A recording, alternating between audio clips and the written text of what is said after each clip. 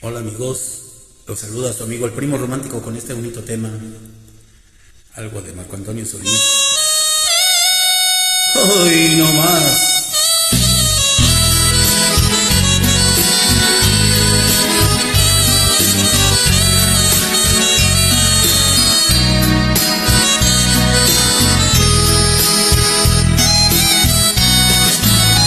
Yo no tengo un buen trabajo, ni presumo ser un hombre que sabe todo en el mundo.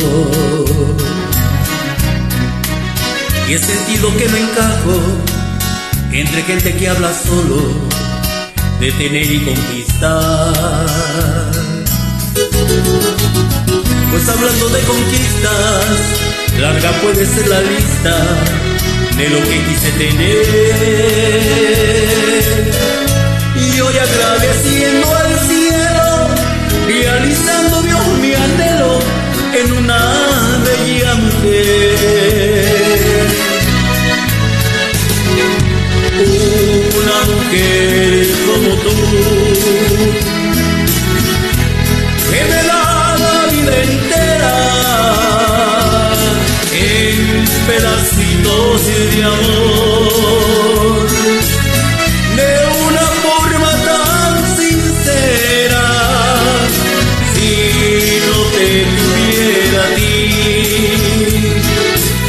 probablemente anduviera buscando a alguien que me quiera como tú.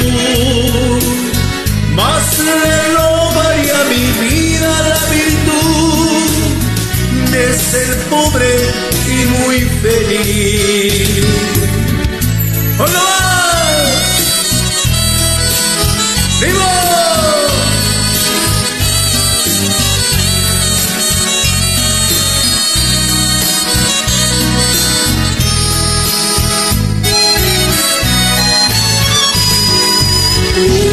Una mujer como tú, que me da la vida entera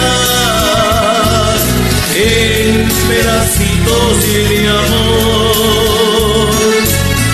De una forma tan sincera, si no te tuviera a ti, probablemente anduviera buscando a alguien que me quiera como tú. Más le robaría a mi vida la virtud de ser pobre y muy feliz. Más le robaría a mi vida la virtud